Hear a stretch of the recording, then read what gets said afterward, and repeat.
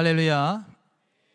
네, 오늘 이 수요 저녁 예배에 나오신 성도님들을 예수님의 이름으로 환영하고 축복합니다. 한번 우리 옆에 계신 분들과 인사하겠습니다. 환영합니다. 축복합니다. 잘 오셨습니다. 인사하겠습니다.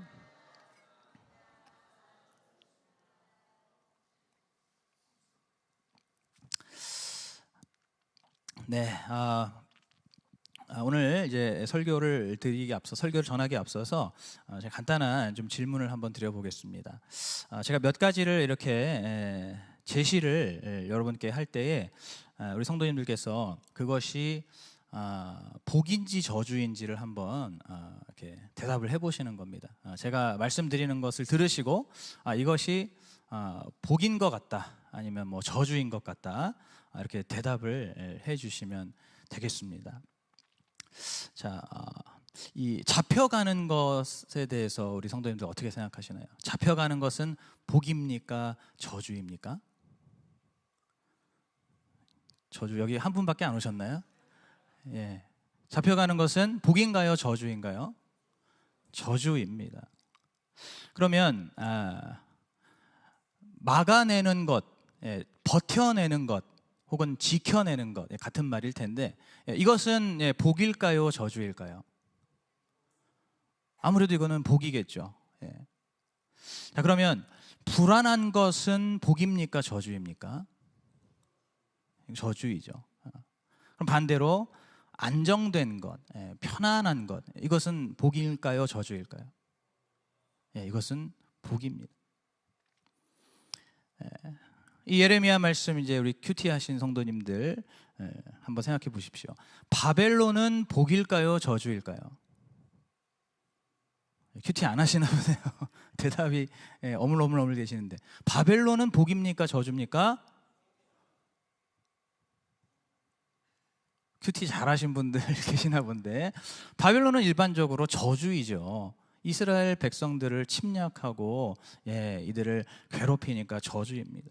예루살렘은 어떻습니까? 복입니까? 저주입니까? 복이죠. 뭐 말할 것도 없이 복이라고 생각이 됩니다. 그런데 지금 저희들이 이렇게 대답했던 그런 저희들의 이러한 생각, 우리의 이런 생각과 하나님의 생각이 다를 때가 있다는 겁니다. 우리의 생각과 하나님의 생각이 다를 때가 있다는 거예요. 우리 이 시간에 한번 성경 구절을 좀 같이 찾아봤으면 좋겠습니다. 이사야서 55장 8절에서 9절 말씀입니다. 이사야서 55장 8절에서 9절 말씀. 예레미야 앞에 있을까요? 뒤에 있을까요? 앞에 있습니다. 우리 성도님들 성경 찾으시는 훈련도 하시라고 일부러 화면 안 띄워드리고 한번 찾아보는 겁니다. 이사야서 55장 8절에서 9절 말씀 다 찾으셨으면 아멘. 자, 같이 읽어보겠습니다. 시작. 여호와의 말씀에 내 생각은 너희 생각과 다르며 내 길은 너희 길과 달라서 하늘이 땅보다 높음같이 내 길은 너희 길보다 높으며 내 생각은 너희 생각보다 높으니라. 아멘. 오늘 이 말씀 보니까 하나님의 생각, 우리의 생각과 다르고 하나님의 길이 우리의 길과 다른데, 그냥 다른 정도가 아니라 하늘이 땅보다 높음같이 다르다는 겁니다. 그냥 대충 다른 정도가 아니에요. 완전히 달라도 너무 다른 겁니다. 하나님의 생각과 우리의 생각이, 하나님의 길과 우리의 길이 너무너무 다를 때가 있습니다. 여러분, 이것 때문에 우리가 신앙생활 하면서 사실 크고 작은 문제들이 많이 일어나죠. 우리가 한평생 신앙생활 하는데 우리가 이것 때문에 하나님의 생각과 나의 생각, 하나님의 길과 나의 길이 다르다 보니까 이것 때문에 헷갈리고 이것 때문에 방황하고 심지어는 이것 때문에 하나님 원망할 때도 있다는 것이죠. 오늘 설교 제목이 어떤 게 좋은 무화과인가입니다. 어떤 게 좋은 무화과인가? 오늘 설교 제목이 이러한 이유가 뭘까요? 뭐 과일 가게에서 좋은 과일 골라주는 그런 게 아니죠. 오늘 이 말씀을 통해서 하나님께서 생각하시는 좋은 무화과가 무엇이고 또 나쁜 무화과가 무엇인지를 한번 잘 들어보고, 그리고 그것이 오늘 우리의 생각과 얼마나 다른지를 우리가 잘 확인하고, 그리고 결론적으로는 오늘 우리도 바로 하나님께서 좋다고 여기시는 그러한 무화과의 삶이 되어야 할 줄로 믿습니다. 오늘 본문에 보시면은 1절에 유다 왕 여호야김의 아들 여고냐와 또 그의 귀족들과 관료들이 바벨론 포로로 잡혀갔다라고 말씀을 하고 있습니다. 여기서 여고냐는 여호야긴 왕의 또 다른 이름입니다. 그래서 일반적으로는 저희 여호야긴이라고 많이 얘기를 합니다. 따라서 지금 현재 이 본문의 상황은 여호야긴의 삼촌이자 이제 이 남유다의 마지막 왕이 되는 시드기야가 현재 이 남유다를 다스리고 있는 상황입니다. 여호야긴의 삼촌이 거꾸로 늦게 왕이 된 것이죠. 왕위에 오른 것이죠. 그래서 이 시드기야가 지금 마지막 왕으로서 남유다를 다스리고 있는 시기입니다. 이 시기에 사실상 남유다는 바벨론의 속국이 되어 있었습니다. 망하지만 않은 것이지, 멸망하지만 않은 것이지 이미 바벨론의 속국이나 다름이 없었습니다. 그런데 이러한 상황 속에서 이 시드기야 왕은 이 바벨론의 지배에서 벗어나기 위해서 옛날에 우리나라가 일본으로부터 독립하기 위해 그랬던 것처럼 오늘 이 시드기야가 바벨론으로부터 벗어나기 위해서 끊임없이 저항을 하고 투쟁을 하고 있었습니다. 자, 이러한 상황 속에서 하나님께서 이제 예레미야에게 여호와의 전 앞에 놓인 무화과 두 광주리를 환상으로 보여주셨습니다. 이제 예레미야가 대답했던 것처럼 한 광주리에는 아주 먹음직스러운 정말 최상품의 좋은 무화과들이 담겨 있었고, 또 다른 광주리에는 도저히 먹을 수가 없는 그러한 최하품의 성경에 악한 무화과라고 하는데 좀 우리식으로 바꿔서 나쁜 무화과, 아주 그 품질이 좋지 않은 나쁜 무화과들이 담겨 있었습니다. 그런데 하나님께서 이제 이 두 광주리를 보여주시면서 뭐라고 말씀하시냐면은, 먼저 번에 바벨론 포로로 잡혀간 여호야긴과 그의 사람들이 좋은 무화과이고, 지금 예루살렘에 남아서 열심히 저항하고 있는 이 시드기야와 그의 사람들이 나쁜 무화과라고 말씀하시는 거예요. 그럼 잘 들으셔야 됩니다. 바벨론으로 비참하게 끌려간 여호야긴과 그의 사람들을 보시면서 그들을 좋은 무화과라고 하셨다는 거예요. 그리고 지금 예루살렘에 남아서 예루살렘을 지키면서 저항하고 있는 이 시드기야와 그의 부하들을 나쁜 무화과라고 말씀하셨습니다. 우리 생각과 좀 다르죠. 우리 생각에는 이 시드기야처럼 지금 하나님의 도성이라고 할 수 있는 예루살렘을 열심히 지키면서 또 이곳에 남아있는 것, 끌려가지 않고 잡혀가지 않고 남아있는 것이 복인 것 같습니다. 남아있는 것이 복된 일 같습니다. 그리고 우리 민족을 침략해서 괴롭히는 저 바벨론에 대해서 대항하는 것, 투쟁하는 것이, 이것이 정의로운 일인 것 같고, 이것이 어떤 하나님 앞에 믿음의 행위인 것 같습니다. 그래서 우리가 보기에는 이들이 좋은 무화과 같은 거예요. 이 시드기야와 그 사람들, 이들이 좋은 무화과 같은 겁니다. 반대로 나라를 위해서 한번 힘도 써보지 못하고 여호야긴처럼 그냥 무기력하게 끌려가는 것, 우리 시각에서 볼 때는 어떻습니까? 전혀 정의롭지도 않고 너무 무력하고 무능해 보입니다. 그야말로 저주와 같고, 그야말로 고난이고, 그야말로 정말 하나님의 형벌이며 정말 잘못돼도 한참 잘못된 일 같습니다. 그래서 우리는 그들을 보면서 나쁜 무화과라고 생각을 하게 됩니다. 조금 더 이해를 돕기 위해 예를 들어 말씀드리자면, 우리나라 일제강점기에 그냥 일본에 순순히 항복하고 일본 땅으로 끌려가는 사람들과 반대로 끝까지 버티면서 투쟁하고 독립운동하는 사람들을 우리가 비교한다면 어떻겠습니까? 그 결과는 너무나 명백하죠. 전자는 그야말로 그냥 매국노인 겁니다. 모든 사람들의 멸시를 받을 수밖에 받는 것이 당연한 거죠. 반면에 후자는 어떻습니까? 모든 사람의 칭송을 받기에 부족함이 없는 애국지사이고 독립투사인 것이죠. 우리가 그렇게 생각하잖아요. 지금 이 남유다가 똑같은 상황인 겁니다. 지금 이 남유다라는 이 왕국이 지금 똑같은 상황이에요. 그런데 하나님께서 보시기에는 계속 말씀드리지만 비참하게 끌려가는 것이, 이것이 좋은 무화과이고, 남아서 버티고 싸우는 것이, 이것이 나쁜 무화과라는 겁니다. 여기서 우리가 확인할 수 있는 것은 바로 하나님께서 생각하시는 좋은 무화과의 그 삶이라는 것이 우리가 생각하는 것과 충분히 다를 수 있고, 또 오늘 본문에 따르면 우리의 생각과 아예 정반대가 될 수도 있는 겁니다. 오늘 우리가 이 사실을 잘 기억하셔야 됩니다. 하나님의 생각과 우리의 생각이 하늘이 땅보다 높음같이 다른 것처럼, 오늘 하나님께서 좋은 무화과를 판단하시는 그 기준이 우리의 기준과 달라도 너무 다르다는 거예요. 여러분, 이렇게 되면은 이제 어떻습니까? 우리의 입장이 굉장히 곤란해지는 겁니다. 우리 입장이 굉장히 어려워지는 거예요. 여러분, 우리는 일반적으로 우리의 기준은 굉장히 심플합니다. 우리의 기준은 그저 육신적이고 세상적인 그 기준에 맞춰져 있습니다.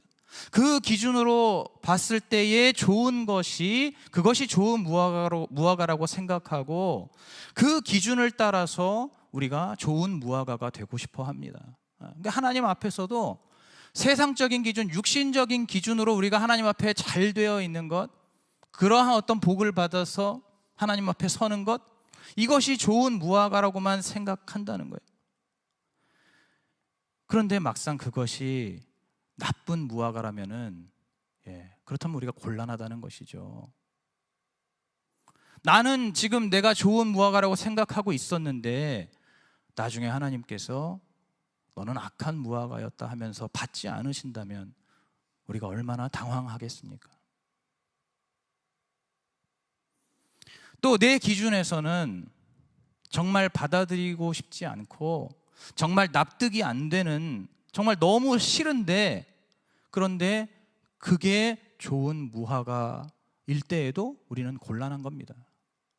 나는 너무 싫은데 사실은 그게 좋은 무화과였던 거예요. 내 삶 속에서 여러 가지 나를 힘겹게 하는 고난이나 어떤 실패나 그런 갈등의 그러한 사건들이, 그것이 사실은 좋은 무화과였다는 것을 우리가 모르고 하나님을 원망할 수도 있는 것이죠. 하나님, 왜 나에게 이러십니까? 나에게 왜 이런 걸 주십니까? 하면서 왜 나에게 이런 나쁜 무화과를 주십니까? 왜 나를 이렇게 나쁜 무화과로 만드십니까? 하면서 하나님을 얼마든지 원망할 수 있다는 겁니다. 여러분, 이것이 굉장히 심각한 문제입니다. 자칫하면요, 평생을 헷갈릴 수도 있는 문제예요. 일평생을 교회를 다니고 일평생을 예배를 드리고 일평생을 예수를 믿는다고 하더라도 헷갈릴 수 있는 문제입니다.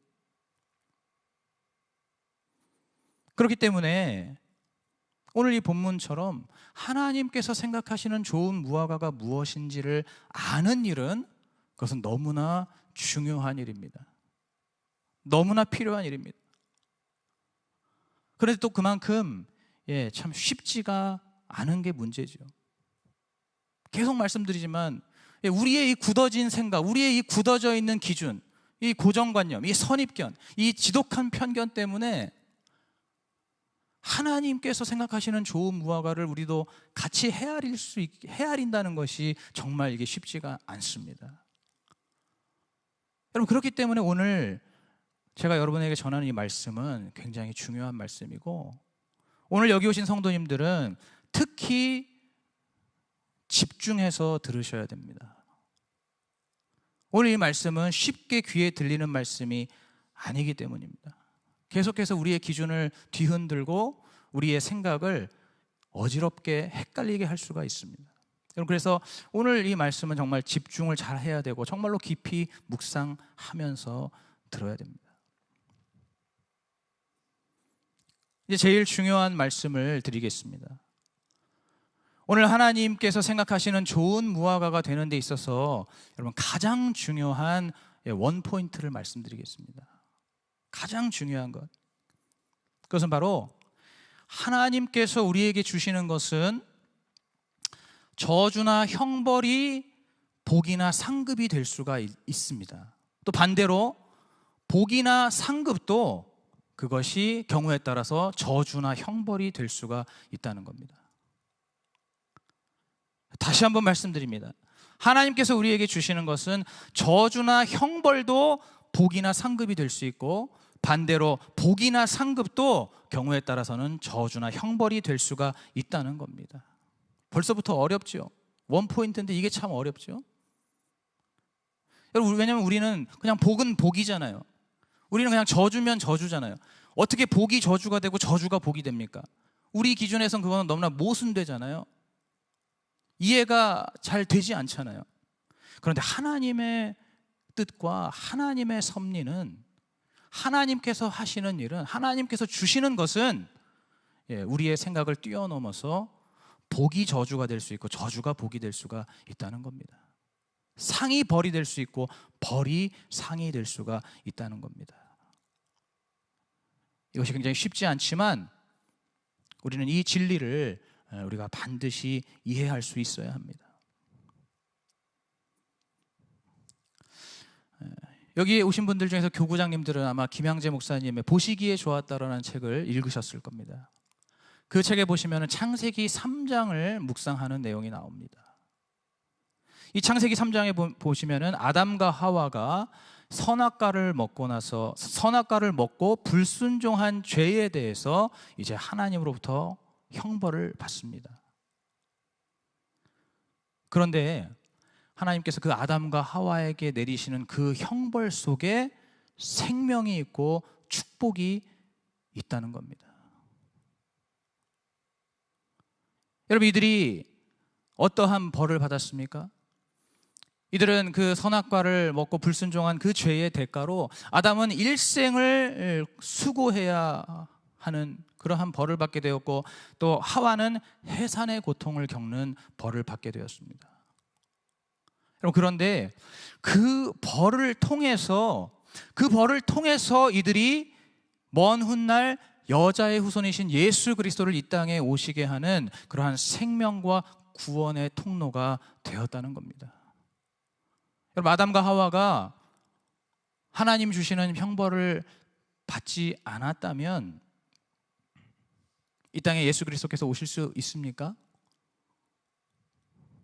없습니다. 그들이 죄를 짓고 그들이 하나님의 벌을 받았지만은 그 형벌 속에 하나님의 생명과 하나님의 축복의, 하나님의 구원의 섭리가 있었던 겁니다. 거기에서부터 하나님의 구속사가 시작이 된 것입니다. 그래서 그 책에서는 아예 이들이 받은 벌을 축복의 벌이라고 표현하고 있습니다. 축복의 벌. 축복과 벌은 모순되지요. 그러나 하나님께서 주시는 그 형벌 안에 내가 그 형벌을 담담하게, 내가 그것을 달게 받으면 그 안에는, 그 속에는 하나님의 생명과 구원이 깃들어 있다는 겁니다. 그렇게 볼 때 이 아담과 하와는 비록 하나님의 형벌을 받은 자들이지만 이들은 좋은 무화과라고 할 수가 있는 것이죠. 창세기 4장에 나오는 가인의 후손들을 보면은 세상적이고 육신적인 기준에서는 이들만큼 복을 받은 자들이 없습니다. 가인의 후손들 다 아시죠? 가인이 아벨을 죽이고 나서 그의 이제 후손들이 이 땅에서 어떠한 일들을 하였는가가 창세기 4장에 기록이 되어 있습니다. 여러분, 이 가인의 후손들이 얼마나 탁월한 능력을 가지고 있었는지 이들을 통해서 인류의 그러한 문명의 토대가 구축이 됩니다. 이들은 도성을 쌓고 화려한 도시 문명을 만들었습니다. 이 가인의 후손들은 여러 가지 다양한 산업 분야에서 두각을 나타냈습니다. 그리고 이들은 예술 문화를 꽃피운 그러한 자들이었습니다. 세상적으로 육신적으로 봤을 때는 이들은 너무나 탁월한 능력으로, 또 그들이 누리는 어떤 이 세상적인 그러한 복으로 그들의 인생은 탄탄대로를 걸었습니다. 여러분, 그러나 하나님께서 보실 때에는 그 모든 것들이 그저 끔찍한 저주인 것이죠. 복처럼 보이지만 그것이 저주였습니다. 왜냐하면은 그 가인의 후손의 그들의 그 풍요와 성공 속에서 그들은 하나님으로부터 계속해서 멀어졌기 때문입니다. 하나님으로부터 계속해서 멀어지다가 나중에는 아예 완전히 멀어져 버렸습니다. 여러분, 이들은 아무리 많은 복을 받고 많은 그 복을 누렸지만 이들은 나쁜 무화과입니다. 우리가 잘 알고 있는 다윗의 일생을 볼 때에 다윗의 인생 속에서도 좋은 무화과와 나쁜 무화과를 발견할 수가 있습니다. 다윗 한 사람의 일생 속에서도 좋은 무화과의 삶과 나쁜 무화과의 삶을 발견할 수가 있어요. 여러분, 다윗의 일생에서 가장 좋은 무화과였던 시절이 언제였을까요? 오늘 본문에 나오는 하나님의 기준에서 봤을 때 다윗의 인생 속에서 가장 좋은 무화과의 시절이 언제였을까요? 그것은 바로 다윗이 정말 가장 힘들고 어려웠던 그 10년의 광야 세월이었습니다. 육신적으로는 최악의 고난의 시기였습니다. 사울 왕이 자신을 죽이기 위해서 혈안이 되어서 끊임없이 다윗을 뒤쫓고 있었고, 다윗은 하루가 멀다 하고 목숨의 위협을 느끼면서 늘 도망다니던 시절이었습니다. 그런데 아이러니하게도 그 시절에 다윗의 영성과 믿음이 가장 빛났던 것입니다. 그 시절에 다윗의 영성과 그 믿음이 너무나 빛나서 그 기간 동안에 어떠한 일이 있었냐면, 자신의 원수인 사울 왕을 죽일 수 있는 기회가 2번이나 있었음에도 불구하고 다윗은 하나님을 경외하는 믿음으로 하나님께서 세우신 자를 내가 감히 어떻게 손을 대겠느냐 하면서 그 사울 왕을 살려 보냈습니다. 육신적으로 보면 가장 비참하고 가장 불안했던 그 다윗의 그 시기가 하나님 보실 때는 가장 좋은 무화과였습니다. 여러분, 반대로 다윗의 인생에서 가장 나쁜 무화과의 시기는 언제였을까요?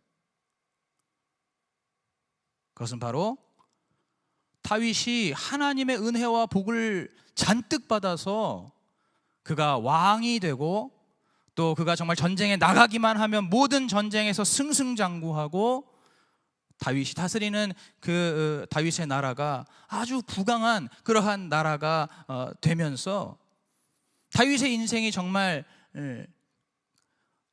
끝을 모르고 치솟는 그러한 전성기를 구가할 때, 다윗의 인생에 정말 최고의 전성기를 구가하던 그때가 다윗의 인생의 가장 나쁜 무화과의 삶이었습니다. 여러분, 다윗이 그렇게 하나님의 복을 받으면 받을수록, 그가 인생이 잘 풀리면 풀릴수록, 잘 나가면 잘 나갈수록 그의 영성과 믿음이 점점 혼탁해졌습니다. 그래서 그 다윗 인생의 최고의 정점에서 어떤 일이 일어납니까? 다윗의 인생에서 가장 최고의 전성기, 가장 최고의 피크, 그 정점에서 일어난 일이 무엇입니까?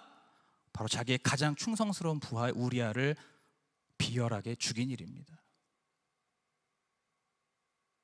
다윗 인생의 가장 최전성기에서 그 누구도 다윗의 왕좌를 넘볼 수 없고, 정말 이 세상에 두려운 것이 없고 부러운 것이 없는 그 인생의 정점에서 다윗이 한 일은 자신의 가장 충직한 부하였던 우리아를 죽이고 그의 아내를 빼앗은 일이었습니다. 바로 그 순간이 하나님 보시기에 가장 나쁜 무화과의 시기였다고 할 수가 있습니다. 여러분 잘 생각하십시오.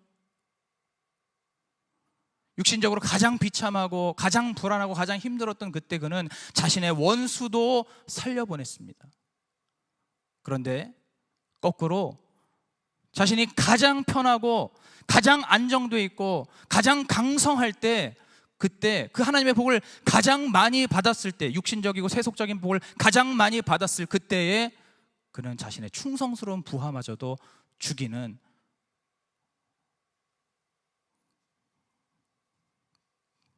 그러한 잔혹한 죄인의 모습을 보여줍니다.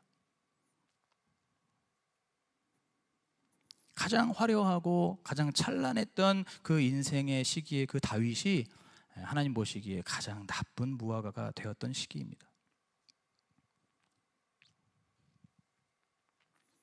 오늘 본문에 나오는 이스라엘도 마찬가지입니다. 지금 이 이스라엘의 상황에서는 바벨론에 순순히 항복하고 끌려가는 것이 사실은 그것이 하나님께서 원하시는 뜻이었어요. 너희들이 용감하게 대범하게 바벨론에 대항하면서 투쟁하면서 그렇게 하는 것이 하나님 뜻이 아니고 그냥 너희들 순순하게 잡혀가고 끌려가고 그렇게 투항해서 바벨론으로 잠자코 도살장에 끌려가는 어린 양처럼 그렇게 끌려가는 것이 하나님께서 원하시는 뜻이었습니다. 왜 그렇습니까? 하나님이 그동안에 그렇게 계속 회개하고 돌아오라고 말씀하셔도 듣지를 않았잖아요. 그렇게 회개하고 돌아오라고 해도 그 말씀을 듣지 않고 더 이상 손 쓸 수 없을 정도로 타락하고 패역했기 때문에 이제는 그 이스라엘 백성들이 이제는 바벨론에 항복하고 끌려가는 것 말고는 방법이 없기 때문에 하나님께서 예레미야 선지자를 통해서 그 말씀을 계속하신 겁니다. 바벨론에게 항복하고 끌려가는 것이 그것이 하나님의 뜻이다라고 예레미야를 통해서 계속 말씀하신 거예요. 그렇기 때문에 아까 제일 처음에 말씀드렸던 대로 이 여호야긴과 그의 사람들이 그들이 정말 손과 발에 사슬이 묶이고 그들의 사랑하는 가족들, 그런 사람들과 헤어져서 그렇게 정말 비참하게 바벨론으로 잡혀가는 것, 그것이 우리 눈에 보기에는 그것이 저주처럼 보이고 형벌이고 실패이고 고난이고 그것으로 인해서 모든 것이 다 끝난 것처럼 보일지라도 사실은 그게 좋은 무화과라는 겁니다. 믿으십니까? 여러분 이해가 되십니까? 그게 좋은 무화과라는 거예요. 왜 그렇습니까? 그들이 그렇게 바벨론으로 끌려가는 그 발걸음이 우리 눈에 보기에는 완전히 망한 것 같고 완전히 무기력한 것 같고 다 모든 상황이 다 끝난 것 같지만 사실은 그 발걸음이 바로 하나님 말씀에 순종하고 또 회개하는 발걸음이었기 때문입니다. 여러분 그래서 하나님께서 그러한 그들을 향해서 오늘 6절과 7절처럼 말씀하시는 겁니다. 6절과 7절, 오늘 본문 6절과 7절을 한번 우리 다시 같이 한번 읽어보겠습니다. 6절 7절입니다. 시작.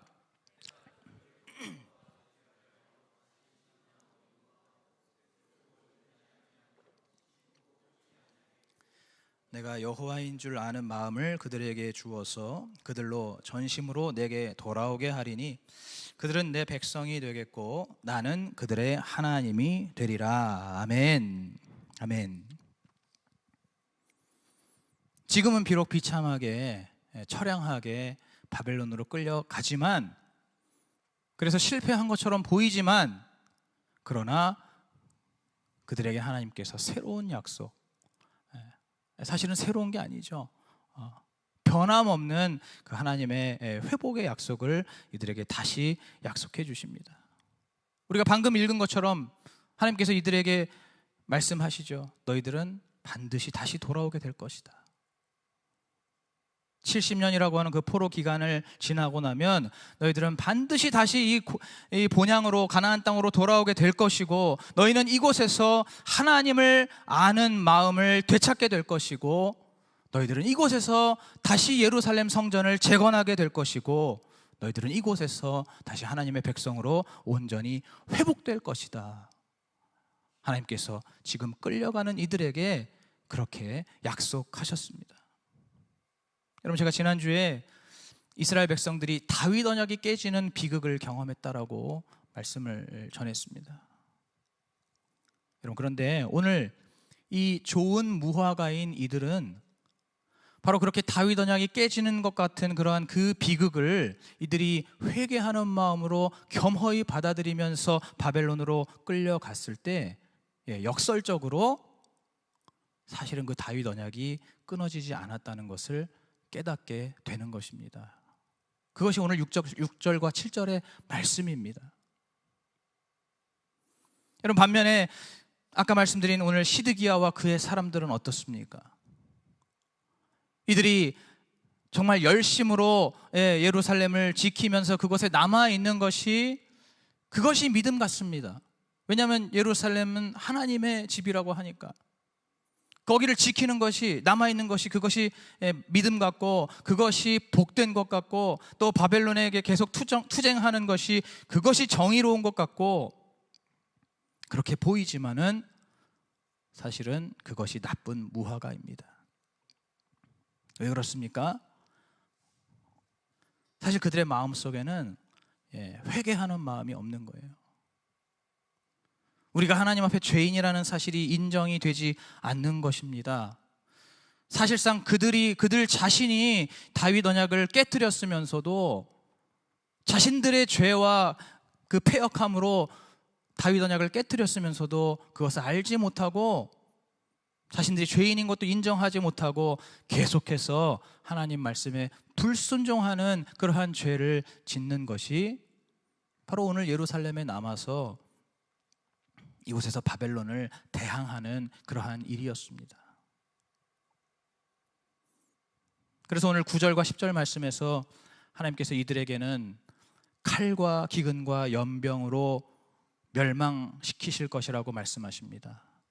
그리고 그 남은 자들도 결국에는 세상 곳곳에 흩어지고 조롱과 저주를 받게 될 것이라고 말씀하십니다.